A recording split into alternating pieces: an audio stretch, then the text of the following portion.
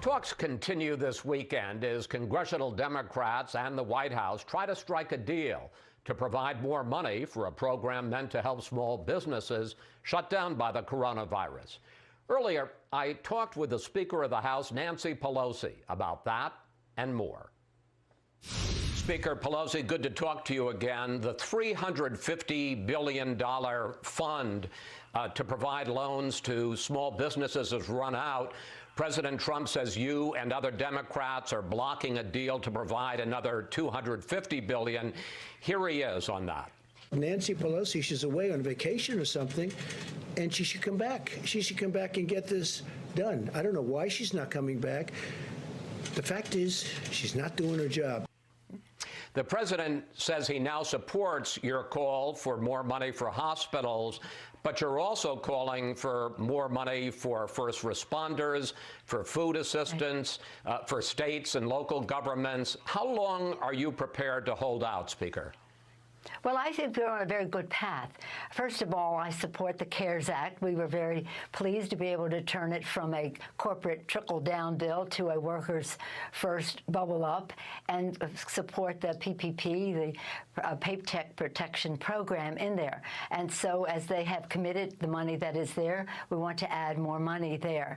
It is very urgent, though, that we support our police and fire, our healthcare workers, our nurses, our teachers. And that's what the state and local government is about, is meeting the needs of the coronavirus, and everything that we're doing is about the coronavirus. Now, understand that. We're not going afield in any other thing. And also to make sure that everyone has access to the program. I'm very pleased at the progress that is being made. We've worked in a very bipartisan way all along. We continue to do so. We all pay tribute to our small businesses, which are the optimism, the entrepreneurial spirit of America, and we don't want there to be any doubt that if they are participating in the program, that they will be funded, and if they meet the standards of the program, that those loans will be forgiven. So is there going to be a deal, and if so, how soon? You know, there are a lot of small businesses that are running out of money and are hanging on by their fingernails. Yes, and we want all of them to get what they're entitled to under the law, and even more than some of these small businesses have other requests in terms of the additional loan program, in addition to the grant program, and that's part of our request as well.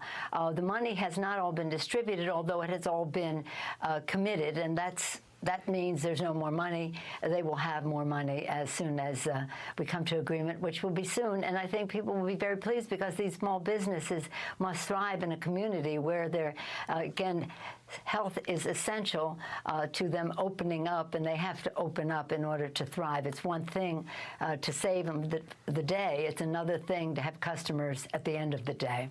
The president announced a plan this week to reopen the country, and you immediately criticized it. I want to put up what you said.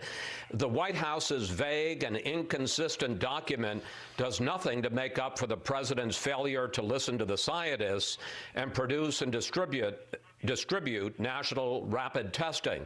But Dr. Anthony Fauci endorsed the plan. Take a look. If these things are done correctly, what I believe they can, we will have, and there will be, enough tests to allow us to take this country safely through phase one. Don't you believe Dr. Fauci? Yeah, well, he said if this were to be done properly. Well, it hasn't been done. On March 4th, we passed our first bill, bipartisan, testing, testing, testing. It's over 6 weeks since then, and it hasn't been done. So he's saying if it is done properly, we're already very late on that. But he's right. It has to be testing. It has to be tracing, contact tracing. It has to be treatment, and it has to be quarantine. It's part of something bigger as well to be done properly. But we're way late on it, and that is the failure. The president gets an F, a failure on the testing. But Dr. Fauci's right. If it is done properly, it hasn't been. And that, I think, when he puts it in the if it is done, is an admission that it hasn't been done. You, as you are right now, have been very critical of President Trump especially for what you say is the time that he lost initially in January and February in responding to the virus. But I want to point out that on February 24th, you went on a walking tour of Chinatown to try to promote tourism there, and here's some of what you had to say. That's what we're trying to do today, is to say everything is fine here. Come, because precautions have been taken. We think it's very safe to be in Chinatown and hope that others will come. If the president underplayed the threat in the early days, Speaker Pelosi, didn't you as well? No, what we're trying to do is to end the discrimination, the stigma that was going out against the Asian American community. And in fact, if you will look, the record will show that our Chinatown has been a model of containing and preventing the virus. So I have confidence in our folks there and thought it was necessary to offset some of the things that the president and others were saying about Asian Americans and making them a target of violence across the country. In fact, some hate crimes. But forgive me, don't you think that when you're out walking without any masks, I understand this is February, not April when this happened, and saying that there's no threat, it's perfectly safe there, weren't you also adding to this perception that there wasn't such a threat generally?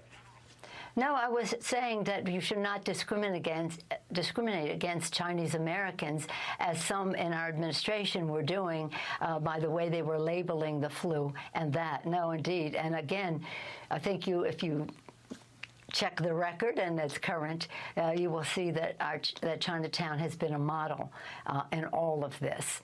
And that's what we're saying. Look to them for answers. Don't look to them to place blame.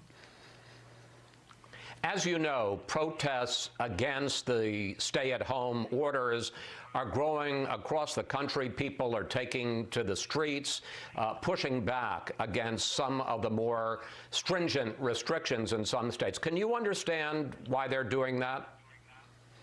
No, not really, because what we have to do is shelter in place. That is really the answer. Testing, tracing, treatment, shelter in place. And I do think that it's unfortunate. But, you know, people will do what they do.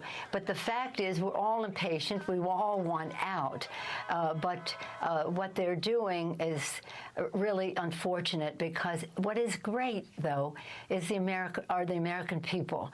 The American people know that the good health of themselves and their families and their loved ones is what is important. And that's why you have seen such a overwhelming commitment to shelter in place and distancing, people distancing, because really it is the key to how we will open up our economy. The health issue is the key to opening up the economy. Unfortunately, what you see there is, you know, again, I'm respectful of whatever people think that they should say, but the fact is this has to be science-based, evidence-based, data-based, and the evidence and the science and the data says shelter in place, testing, contact tracing, treatment, quarantine is the answer to opening up our economy sooner. And I think, by the way, if I just may add, I do think focusing on that is a major distraction from testing, testing, testing. And so does it serve as a distraction? Yes, but that's not what this is about. We're supposed to be focusing on getting over this so that we can open up our economy. The sooner, the better. And I'm proud of the American people because, by and large, they have embraced that. A couple of questions I want to get in. Just this week, you called President Trump a weak person, a poor leader. Now, I understand that he goes after you, so this is fully a two-way street. But do you think those kinds of partisan attacks by, in this case, you, are constructive in the middle of a national crisis? Well, I'll tell you why I came to that. I was very prayerful on Easter. It was one of the first days I didn't have to be working every minute, and I could reflect and be prayerful. And what I decided was that the president has made many mistakes. Okay, let's have an after-action review of that.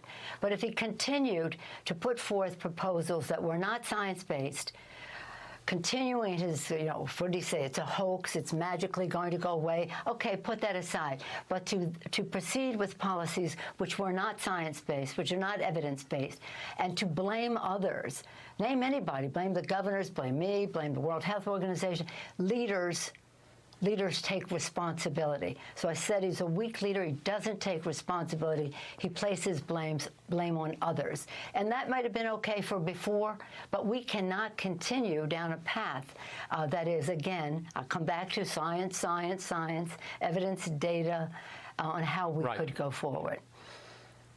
Finally, and I've got about a minute left here, Speaker Pelosi, when this crisis started, you opposed the idea of Congress voting remotely, something it has never done before.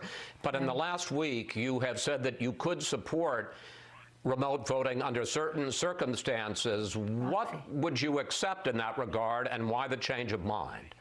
Well, it wasn't a change of mind. It was I tasked our chairs of jurisdiction, Chairman Jim McGovern of the Rules Committee, Chairwoman Zoe Lofgren of the House Administration Committee, to say what are the options we can give members. This was weeks ago.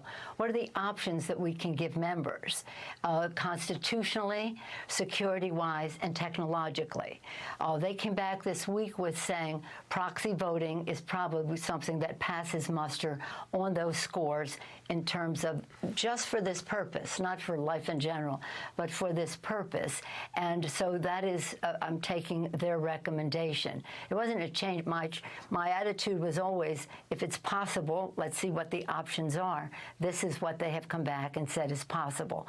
And we'll see, it has to be bipartisan. We'll see how our colleagues on the other side of the aisle, I think there's some openness to it. You'd have to ask them, but we would want to do it in a Congress, a House-wide, not just a determination of the Democrats that that's the way we want to go forward. We want to do it in a bipartisan way, as we have done all of this. 3 bills in March, all partisan, bipartisan, not partisan at all. And as this interim package will be bipartisan, and we want to keep the faith on both sides and with the public that this is how we have to compromise. We want to make improvements, but we have to compromise to get the job done. And I might say, I've worked with the Republicans to pass the Keep Government Open in December, to pass the U.S.-Mexico-Canada trade agreement. We don't get credit for where we do work together, and I want to point that out. Speaker Pelosi, again, credit where credit is due, criticism where criticism is due. Thank you so much for coming and talking with us. Please stay safe, and please come back and talk with us. Thank you, and credit to the American people for their patriotism and their concern for their families. Thank you.